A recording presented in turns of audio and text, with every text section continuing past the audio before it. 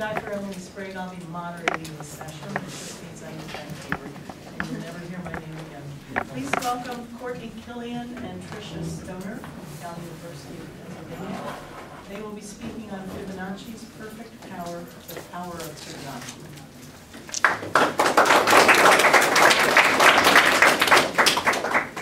Good evening, guys. I'm Tricia Stoner. I'm Courtney. And sorry. And as she said, we're going to be talking to you about Fibonacci's perfect power.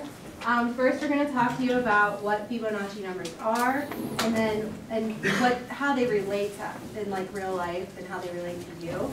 Then we're going to talk about a proposed problem that we got as research, and then we're going to tell you what's next, like what our plans are for the future.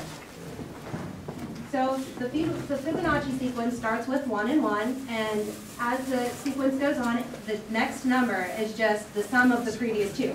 So 1 and 1 is 2, and then you add 1 and 2 is 3, 2 and 3 is 5, and so on.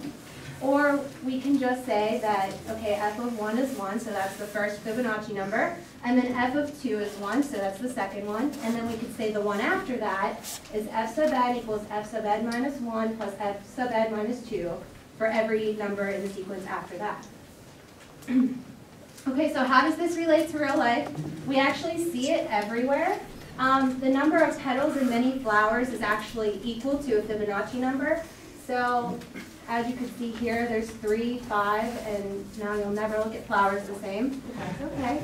We all see numbers. And then another example is the number of pairs of rabbits, like a pair of rabbits, the number of offspring they could produce in 1 year is also the maximum is of Fibonacci number. So, all right, so the Fibonacci numbers, they're not only like mathematics, but it's also like in a lot of math-based sciences such as biology or combinatorics, formal language, etc. So, all right, so the Fibonacci Association was incorporated in 1963. It focuses on Fibonacci numbers and related mathematics. It emphasizes new results, research proposals, challenging problems, and new proofs of old ideas. The association is they actually have this journal. It's called the Fibonacci Quarterly. It's for professional mathematicians. There's a lot of articles in there for them to read, and at the end, there's a lot of proposed problems. Those proposed problems we focus on, we look at them and we prove them. So, all right, so our problem we got from the August 2012 issue of the Quarterly. It was proposed by Jose Luis from Barcelona Tech in Barcelona, Spain. So basically what it's saying is we let n be a non-negative integer, and we have to show that this expression is a fifth perfect power. So first we have to prove that it's a perfect power, and then we have to make sure that it works. Okay, and to do so, we used a couple different theorems and identities.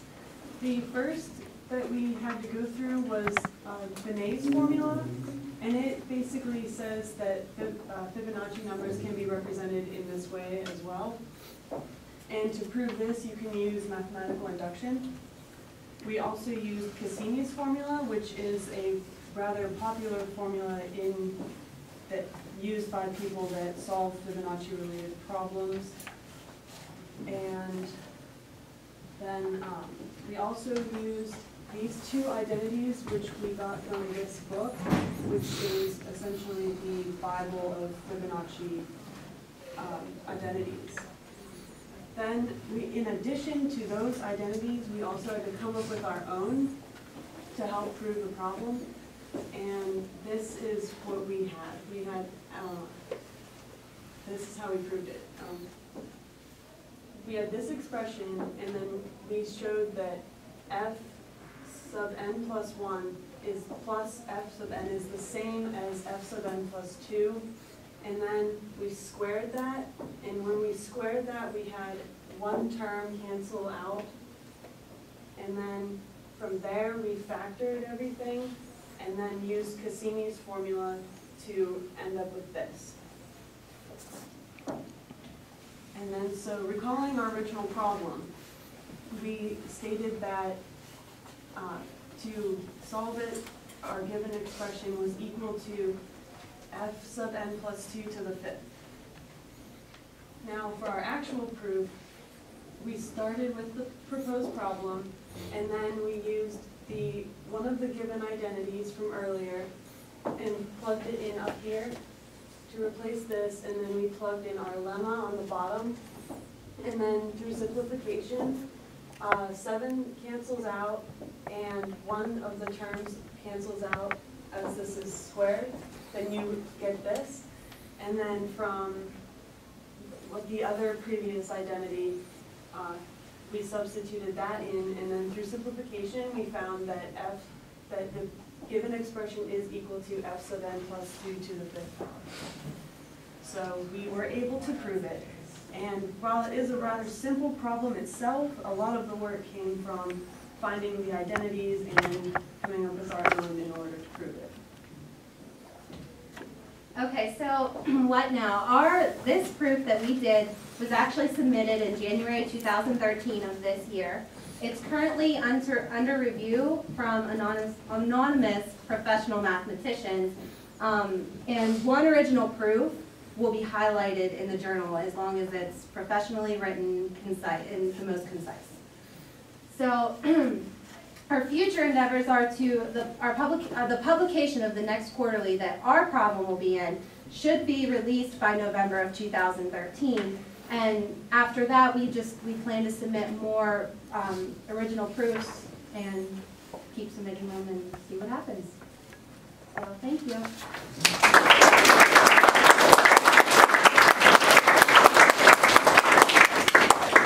Are there any questions for the speakers?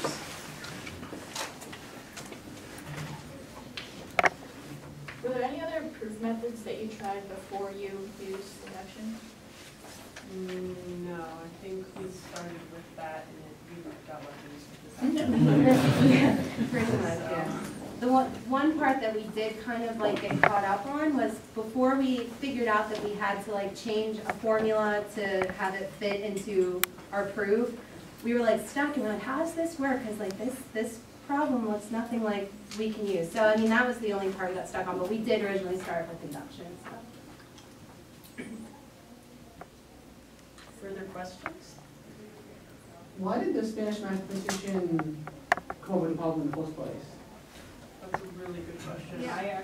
I wondered that myself, but There's really no. So. Just really smart people coming up with problems for us to solve.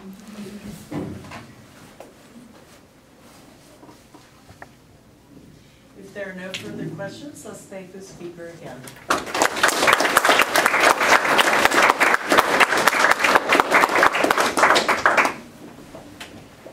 I was asked to announce that the student pizza party, which is at the conclusion of the student talks, will be held in this building. I'm not sure where, but I think on your schedule it says somewhere else. It's going to be in this building.